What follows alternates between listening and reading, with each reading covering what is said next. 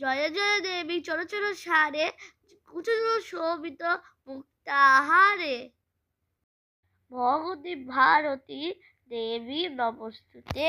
সরস্বতী পুজো তো all of you ভালো থেকো। মুখে একটু সরস্বতী বন্দনা শুরু করার পর আমি চুমকি এবার তোমাদের সাথে শেয়ার করব গ্রিন আলুর দম। তার জন্য আলুকে সেদ্ধ করে আগে থেকে ভেজে রেখেছি।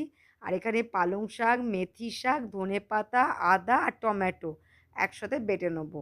তারপর তেল গরম করে জিরে তেজপাতা ফোড়ন দেওয়ার পর ওই মিক্সচারটা আমি দিয়ে দেবো। তারপর যখন ওটা থেকে তেল ছাড়তে শুরু করবে তখন ভাজা আলু দেবো। তারপর এক এক করে নুন, হলুদ, আমচুর পাউডার দিয়ে নুন আর চিনি দিয়ে একটা সিটি দিলেই রেডি গ্রিন আলুর দম।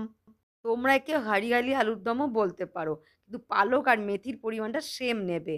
তোমরা অবশ্যই বাড়িতে আজকে ট্রাই করে দেখো। ভালো লাগলে লাইক শেয়ার আর সাবস্ক্রাইব করতে ভুলো না। Bye bye.